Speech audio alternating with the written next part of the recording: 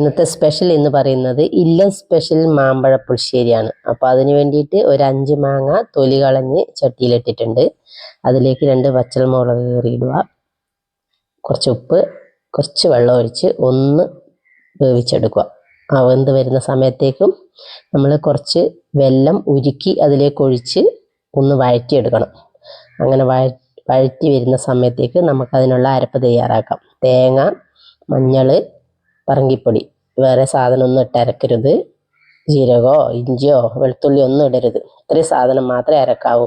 അപ്പം അതിലേക്ക് കുറച്ച് തൈരും കൂടെ ഒഴിച്ച് ഫൈനായിട്ട് അരച്ചെടുക്കുക. ആ ഒരു സമയം നമ്മൾ ആ മാങ്ങയിലേക്ക് 1 സ്പൂൺ നെയ്യും കൂടെ ഒഴിച്ച് അതിനൊന്ന് വഴറ്റിയെടുക്കണം. അതാണ് അതിൻ്റെ സ്പെഷ്യൽ എന്ന് പറയുന്നത്. അപ്പം നമ്മൾ അരപ്പും കൂടി അതിനെ ഒഴിച്ച് ഒന്ന് തിളച്ച് വരുന്ന ആ ഒരു സമയത്തേക്ക് നമ്മളിതിനെ മാറ്റി വെക്കുക. ഉപ്പ് കുറവാണെങ്കിൽ കുറച്ച് ഉപ്പ് ആഡ് ചെയ്യാം. അപ്പം നമ്മൾ പുളിശ്ശേരി ഏകദേശം റെഡി ആയിട്ടുണ്ട്. അപ്പോൾ അതിന് നമ്മൾ താളിച്ചൊഴിക്കാൻ വേണ്ടിയിട്ട് നെയ്യ് തന്നെ എടുക്കണം.